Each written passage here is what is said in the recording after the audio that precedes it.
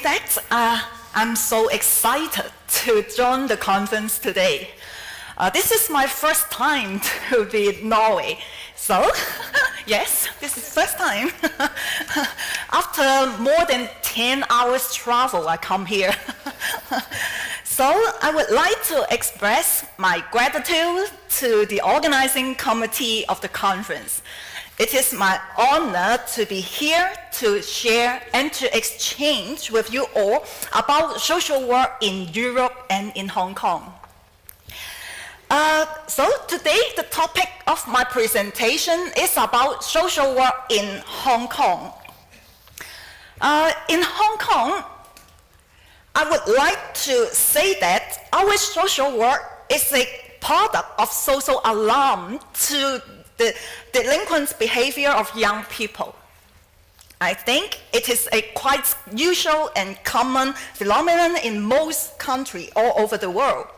Every time when there are heated debate in society about increasingly seriousness of youth crime and their delinquency, our social work is either blamed as ineffective in preventing young people's delinquent behavior, or it is relied upon by the government and society to tackle the problem by injecting more resources into the service or expanding its coverage all over the territory. In Hong Kong, our social work for young people has undergone different periods of change. In June 1979, the service was formally commenced.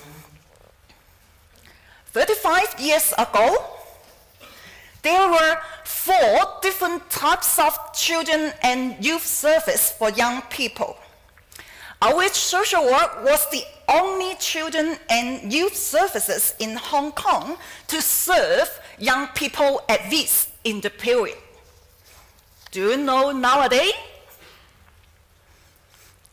Wow. Yes, nowadays we have developed quite comprehensive services for young people, covering from the child care services and school social work services, covering the kindergarten and to the secondary school. We have around 150 integrated children and youth services centers in Hong Kong, services for the youth at risk, and services for the offenders. Particularly in the services for the youth at risk, nowadays we have various kinds of services extending from the community-based to residential base. We also divide young people into different groups. For example, young people with minor delinquent behavior, such as young people who are not interested in study with occasional record of school dropout or occasional association with peers in the streets, they will be served by the children and youth services, center services. If those young people with delinquent behavior, such as drug taking and always present in the streets, with triad-related norms, this kind of young people will be served by outreach social work. Then, if young people with minor offenses, such as they have drug-taking behavior or shoplifting, stealing, they will be under police superintendent discretion scheme. This type of young people will be served by community support service scheme. Young people with particularly with drug abuse, they will be served by this kind of community-based counseling center for psychotropic substance abuser. So you can find that we have, so comprehensive services for young people at risk. Of course, if some criminal gangs with hardcore behavior and triad involvement, that will not be in the social service. They should be mainly handled by the police. From a positive point of view, I would say that the services for children and young people in Hong Kong are well developed and comprehensive. However, on the other side, if we are critical and reflexive enough to the possible regulative nature of social service, I would say that nowadays in Hong Kong, the soft arm of social control in modern society has widely expressed and extended everywhere over young people's life, in their family, in their school, in their leisure time, as well as their association with peers in streets. Of course, in this point, I'm not going to say that all social measures aiming at reducing the range of danger of young people are bad.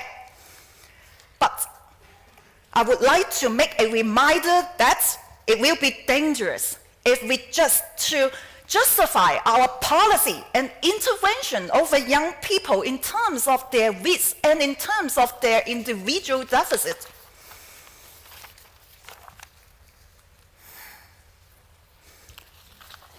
In Hong Kong, in fact, we would treat outreach work both as a method and as a service.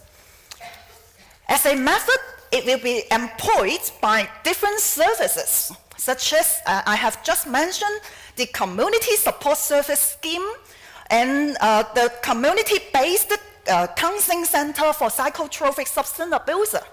All these kind of services also will use an outreach approach to reach out and to contact the potential service target proactively in the places where they can find their potential target. As a service, until this moment, we have 3 different kinds of outreach services for young people. These services operate by NGOs with the funding from government under lump sum grant scheme. So, under this lump sum grant scheme, all the services have a list of service outputs signed with the government in the funding and service agreement. They have to fulfill a list of service output requirement. These 3 kinds of services for youth at risk are provided by professional social worker with professional training, at least in the sub-degree level. Of course, I think it will be quite similar all over the world that, in reality, many outreach social workers in Hong Kong are overqualified with their bachelor degree and master degree. District Youth Outreach Social Work Service is the earliest outreach work for young people in Hong Kong. We now have 19 teams, and the manpower of each team, at least we have 10 social workers, a team with professional training. The opening hours of this kind of service are from 10 o'clock in the morning to 10 o'clock at night. So, our social workers are required to take shift duties. The target population of this service are young people who are between 6 to 24. They are usually unattached to normal social systems, such as school, family, or their work, and they are also easily attracted with undesirable influence, such as gangs, triad, or drugs, or sex. So,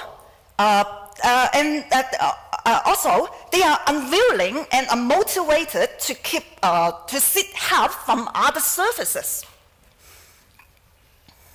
So our social workers in these services are required to reach out to their natural environment, such as playground, parks, internet cafe, party, disco, shopping mall, or mini bar located upstairs. This is quite usual in Hong Kong. Many minibar located upstairs.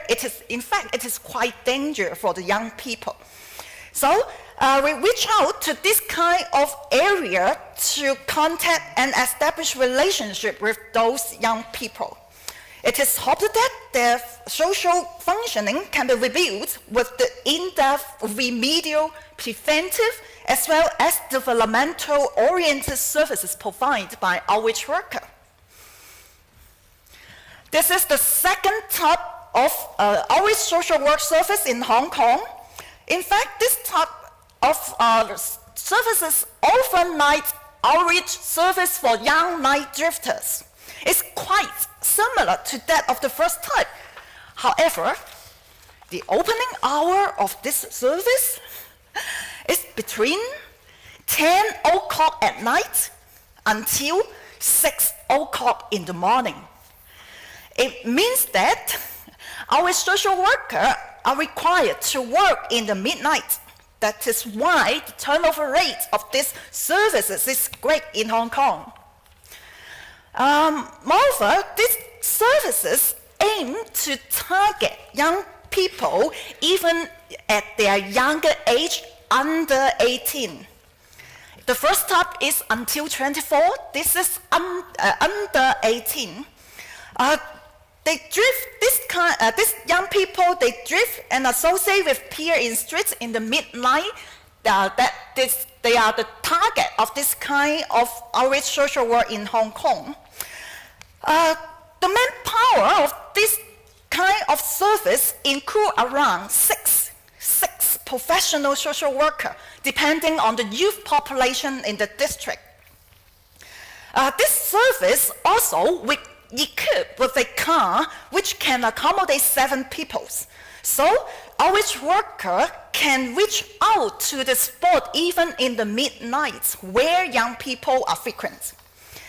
Instead of providing in-depth counseling for young people or group work or program for the young people, this overnight outreach social work is responsible for crisis intervention, happen in different spots in the midnight, and providing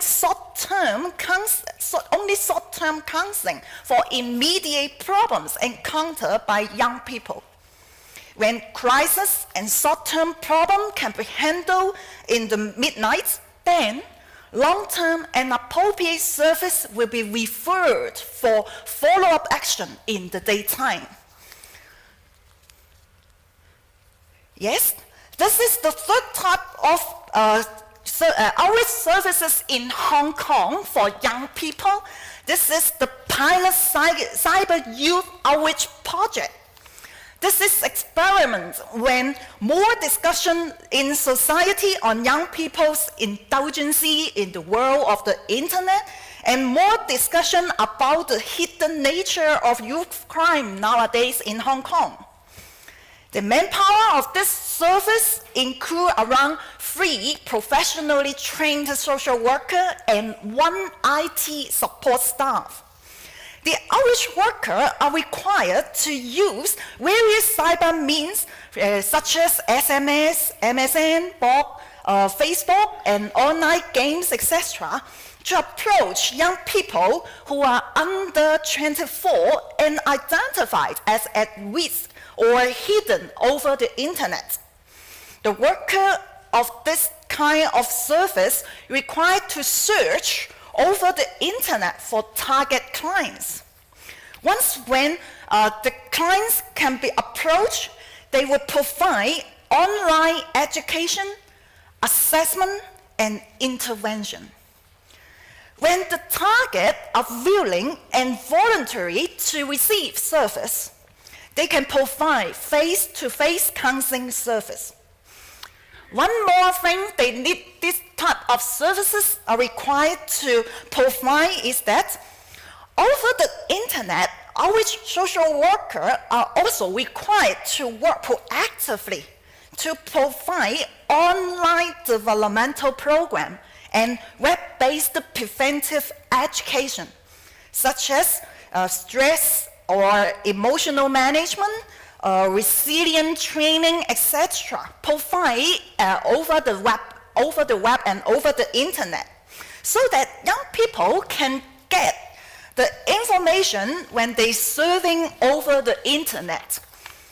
So this is the 3 different kind of our social work in Hong Kong until this moment.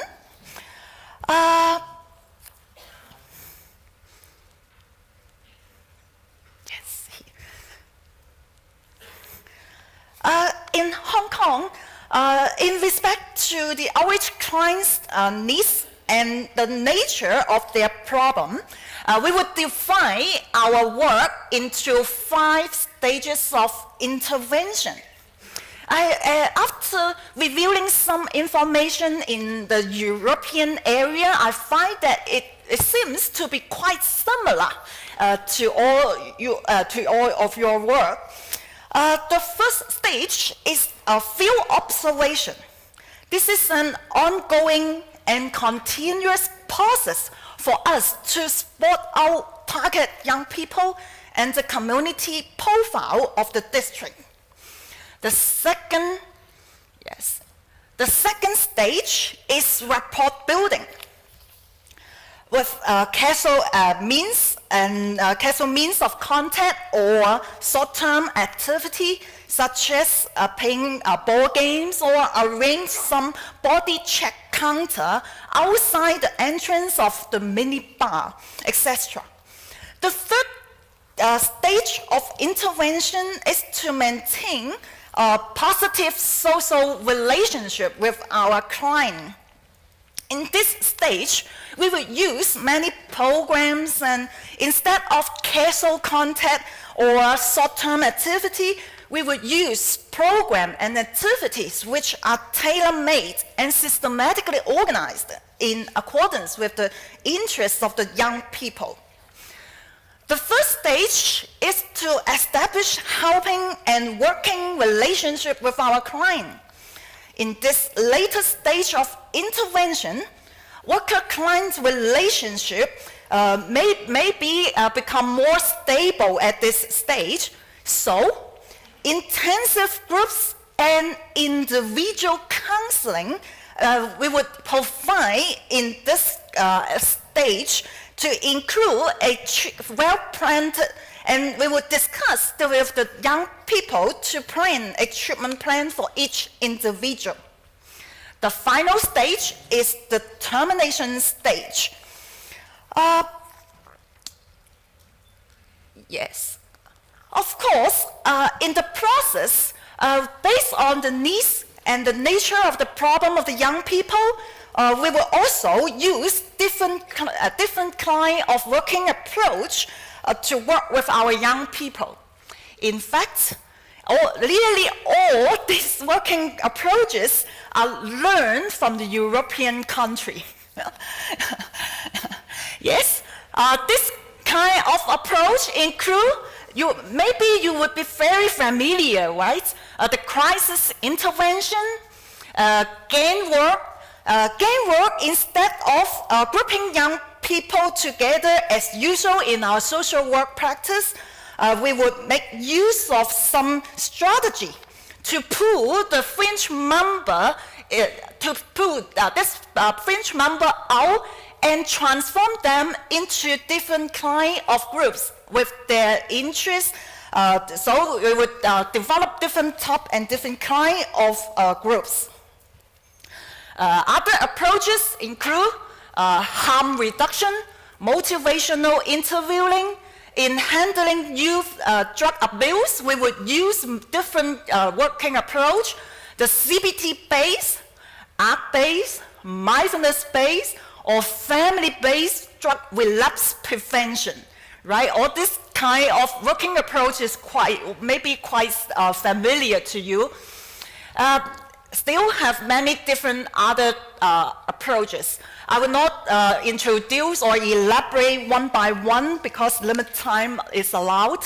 But I think you can read my PowerPoint when the PowerPoint is uploaded onto the web of the conference. Of course, More than the individual and interpersonal levels of intervention, macro or structural level of intervention is equally important to advocate necessary policy and service improvement to enable a better social environment for our young people's development, right? However, in Hong Kong, in a qualitative research conducted between 2006 and 2008, with 15 pairs of outreach workers and their clients coming from 10 out of 16 district youth outreach social work team. In fact, this research is my PhD study. Through this study, I found that given the complex relations of power working in the everyday practice of our outreach worker after the welfare reform in Hong Kong in the 21st century, I find that, in fact, what outreach social worker can do in their everyday practice still remained at the personal and individual level, handling young people's problem behavior, even though we know that we need to intervene in the macro practice level. In the research, when talking about young people's delinquent behavior in society, in fact, most outreach social workers in Hong Kong were quite conscious of the broader social, contextual, and familial impacts on the vulnerable situation of young people. Instead of taking the usually negative and problematic understanding on young people as facts corresponding to their situation, they did not consider their problem behavior as a result of young people's individual deficits or their inability to catch up with the demands of the society.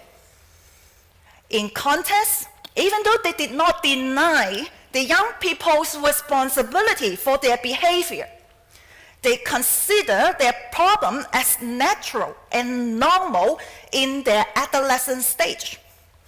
Moreover, they found that many broader social, contextual, and familial factors were intertwined together, leading to their problem and vulnerable situation.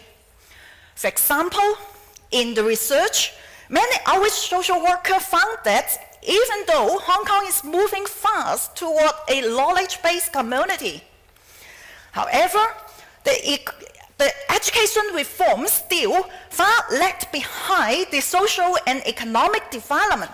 So, when young people learned cannot be fit in the labor market, many young people who are not well educated with low skills and working experience would resort to playing or associating with peers to kill time. Then, what needs to be changed and improved may not only be the young people's problem behavior, but also the education and the pre-employment training system in Hong Kong. So, when so many outreach workers have such a high consciousness of young people's situation, in fact, they can be a force for social change to advocate necessary social or policy changes to bring about a better social environment for young people. However, in the research, I found that their understanding over young people were always neglected or subjugated in the policy demand on the work focus of the service, and the list of service outputs should be fulfilled in the agreement with the government. What accounts in the agreement are case activities per month of a team and the case turnover rate per year. So, in order to fulfill the output requirement required by the government, they would only comply and stop at the casework level, handling young people's personal problems. Even though they knew that some social arrangement might not. So sorry that I haven't passed the PowerPoint. Yes, here. So they need to stop at the casework level, handling young people's problem behavior, even though they knew that some social arrangements might not be so favorable for their client. Eventually, the result, in fact, it was a recursive cycle in which many outreach social workers would not consider using other strategy to work with their client as long as they could meet the policy demand and the teams could survive. Even their supervisor also did not bother whether they have the macro practice perspective or not. In handling the client's family, in fact, in this research, many outreach social workers agree that family factors become increasingly important in influencing young people's problem. However, because of the complicated family structure and family background of their family, and the very equally hard to reach and involuntary nature of their parents, many outreach workers finally still prefer to work with young people and their peers only. They hope that the changes in the individuals can induce relevant changes to the family. I think you could guess whether their hope can be fulfilled in reality, right?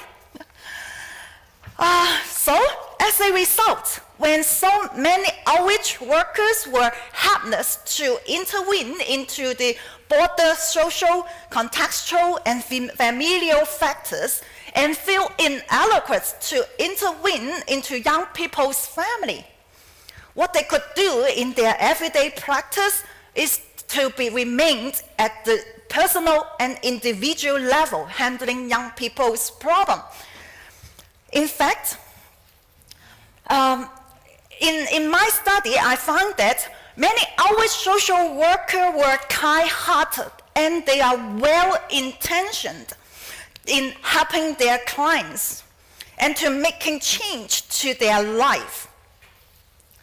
However, without the vision to facilitate necessary social, familial, and structural change in their everyday practice, outreach work will eventually become a kind of confessional control, which we just play a kind and nice face to recruit young people's agreement to regulate and to police their behavior to the norms of the society.